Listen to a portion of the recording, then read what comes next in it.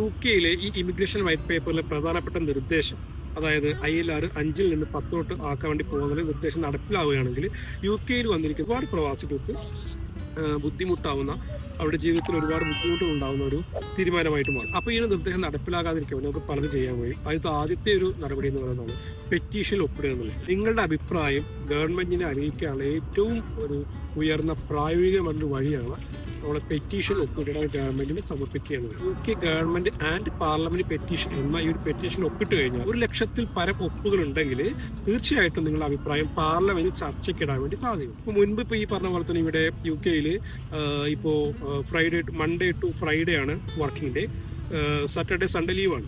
അപ്പോൾ അത് petition പോയിക്കൊണ്ടിരിക്കുകയായിരുന്നു, Friday കൂടി ലീവ് ആക്കണമെന്ന് പറഞ്ഞിട്ട്. അപ്പോൾ അതേപോലെ പല രീതിയിൽ നമ്മൾ പെറ്റീഷൻസ് കൊടുക്കും. അത് 1,00,000 പരം ഒപ്പുകൾ ഉണ്ടെങ്കിൽ പാർലമെന്റിൽ അത് തീരുമാനമാവാൻ സാധ്യതയുണ്ട്. അപ്പോൾ നമ്മുടെ നാട്ടിലൊന്നും ഇങ്ങനെ ഒരു ഓപ്ഷൻ ഇല്ലല്ലോ, അല്ലേ? അപ്പോൾ ഇങ്ങനെ ഒരു ഓപ്ഷൻ ഉണ്ടെങ്കിൽ എത്ര തീരുമാനങ്ങൾ നമുക്ക് മാറ്റാൻ പറ്റും ഗവൺമെന്റിന്റെ.